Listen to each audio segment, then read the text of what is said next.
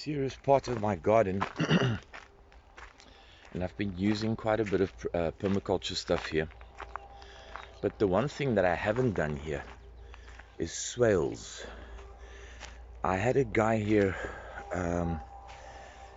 very earlier in the year, much earlier in the year.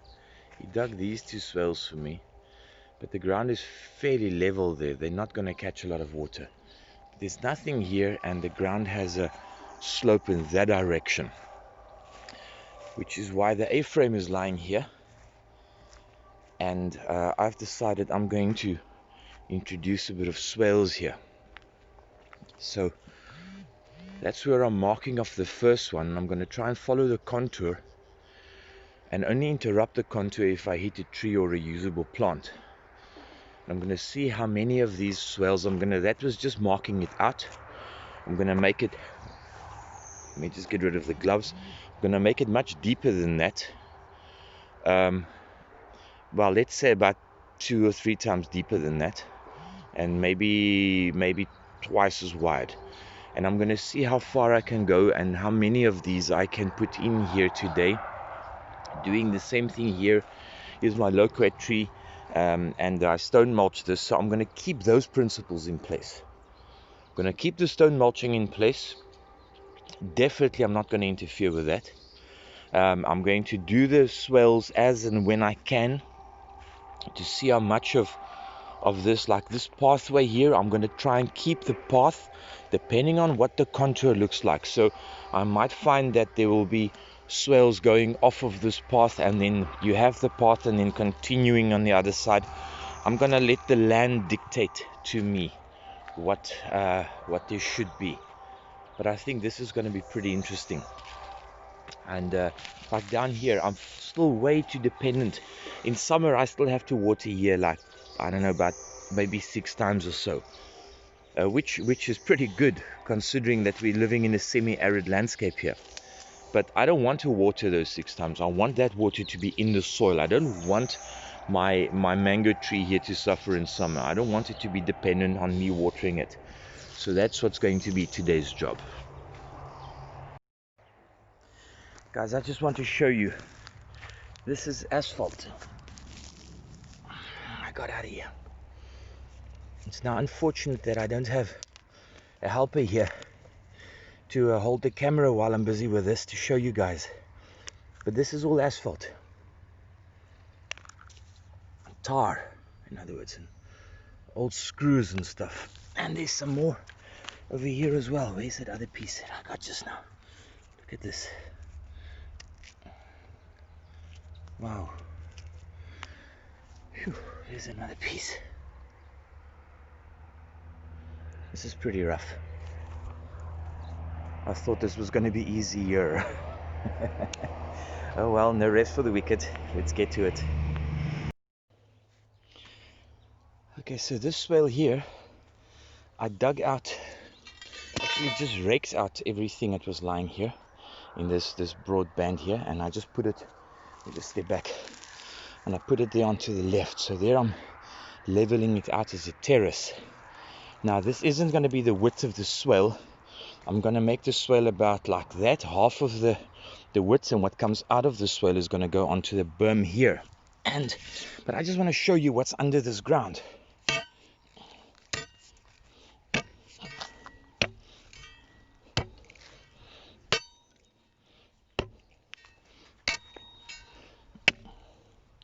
This is what we have. It's just rock. So that just shows how important mulch is, because everything you see growing here grows in the mulch, not in the soil. The soil is too hard. So even the banana tree you see there, the bamboo, there's some sugar cane, the moringas with their famous taproots, they are growing in the mulch, not in the swale. So what we're going to do now is, I'm not terracing everything here. I'm removing this. I'm going to make my swale, and I'm going to see in hard, rocky and clay ground like this, typically you want your swale deeper than what it is wide. When you have very sandy soil, then you can have a wide swale, then it's not a problem. So I'm going to put all of this on top of the on top of the berm side here, and see how deep I can get this swale within the limits of my own energy, because as you see over here, it's just this is just all rock. It's all rock. So I'm gonna create this thing that we have more water infiltration, which will in time then be able to soften the rest of the soil here, which hopefully will then allow the other plants to grow easier. But my solution here is going to be continuous mulch forever and always, just to mulch as much as possible.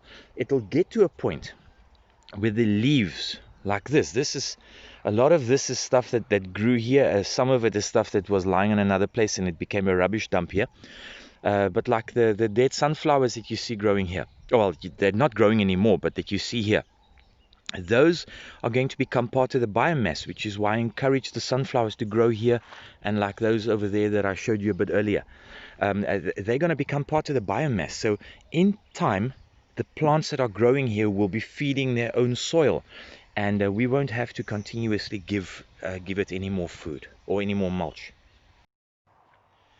Okay, this is a continuation of the video in which I'm putting swales into an existing garden. What I'm doing here, this is the footpath that's being used most of the time, and it goes up like that over there. So I'm just going to rake out all the mulch, and as you can see, I've got a fairly thick layer of mulch that I put on here because all the ground is like this. This is all dead and rock hard. So I'm just raking out all the mulch in order to open up the footpath where we'll be walking, and then I'm going to terrace the mulch a little bit. Oh, let me just not fall here. I'm going to terrace the ground a little bit so I have more flat areas. The footpath itself will now also become a water soaking mechanism, same as what the swales are, and there's going to be considerably more swales like that one over there and the one that's back there as well that you see. I'm going to be placing quite a couple of swales here, just to start increasing water infiltration into this area. Okay, so here we've completed the first little path, the first half of the first path, and it's now pretty easy to walk here. Down here, this end over there, that is rock hard. It looks like there's some asphalt under there, as you can see from those black pieces of rock. So what we did was we basically just raked all the, get my hand out of the way there, let me see if I go over here at the top. We raked all of the mulch that was on top and just put it on the left hand side on the berm here, giving us a fairly small but reasonably level terrace. This part here still needs to be done. So we're just raking all of that over there, and now we've got a path at least to move from side to side, which won't compact the soil. And this path will later on, when we have our next rainfall, this path will be modified slightly by giving it steps. So if there's any water, instead of the water running off downhill here, it will be caught in the steps and will be given the chance to infiltrate. Now over here, Derek is working surprisingly fast. We found that we always walk through there next to the tilbachias. And so what we're doing here is we're just cleaning up a path over here. Everything that's lying over here, this heap here that was part of the mulch, I'm going to take it and I'm going to place it over there, which is a low spot, and over here as well. So in order to create more of a terrace, so we have more flat areas, and we're going to curve the road around, the little pathway around, to come this way around. We don't want to go over here where I've got plants, and there I've got a speckworm growing as well, or a bacon tree if you're English and that way inclined. We don't want to go over there to disturb those guys. So we are working as much as possible. We are using two indicators. The one is what plants are there already, and also what are the roots that we are already using. And I think I just saw a potato that Derek raked out there that I planted at some point, so we'll just have to relocate that as well. Where is it? It was somewhere. Open up over here.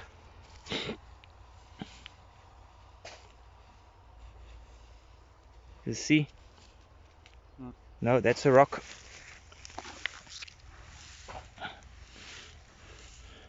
Nothing. Okay, maybe that was my imagination. Maybe it was just a rock. Anyway. Alright, the potato wasn't my imagination. Here it is, growing beautifully. So we're just going to relocate this guy, and I'm thinking maybe there's a potato growing over there. Right there, that's a potato plant, this one. So yeah. So let's put it right over there. Yeah, perfect.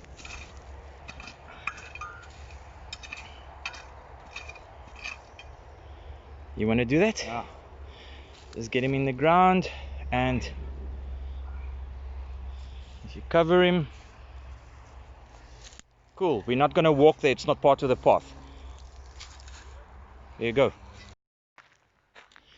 Right, so I'm busy preparing this little path now. I've raked away all the mulch that was on top and used that to level out places like this area over here and over there as well. That you can see I'm making some terraces. So now what I want to do is I'm loosening this with this pry bar, this guala, and we are then going to remove this so that you get better catchment of water, better infiltration of water. And we're going to remove this stuff and we're going to use it over here. So I could just show you. I'm busy using it over here. I'm leveling this out, so this is now going to become a more of a terrace as well. So that is the plan for today. Most of these little paths are going to be dug out a little bit today. They were raked out and cleaned out yesterday up to that point there. I'm not going to deepen it here because I don't want to have wet feet when I walk here. The water is going to run into the swell, and then we're going to see what else we can do about increasing the chances for infiltration over here. But I think that the whole experiment of making swales in an existing garden has been very successful thus far.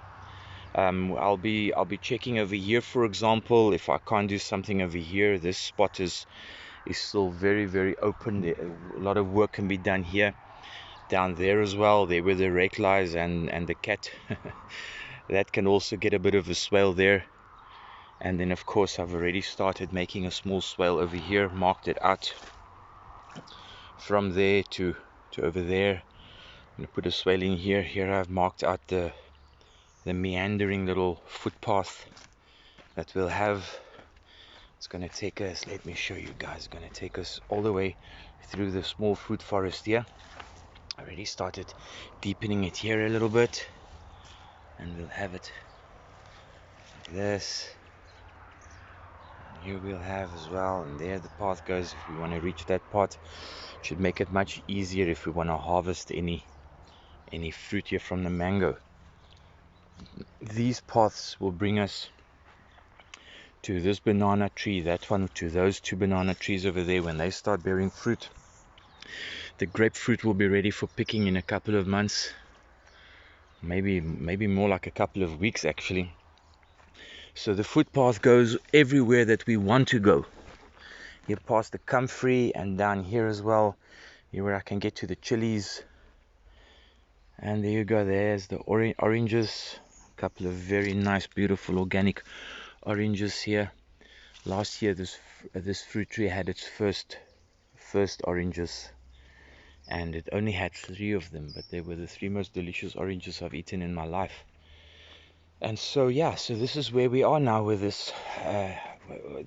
Most of this was done yesterday. This one I haven't touched yet, so I still need to see what I'm going to do here, but I first want to finish over there.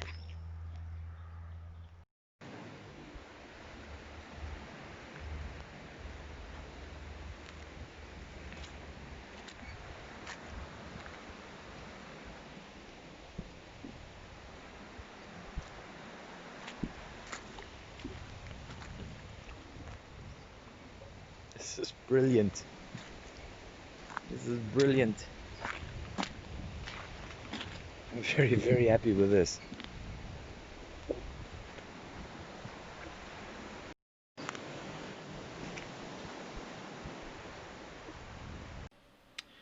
Thanks for watching, and if you enjoyed this, remember to like and subscribe. Bye.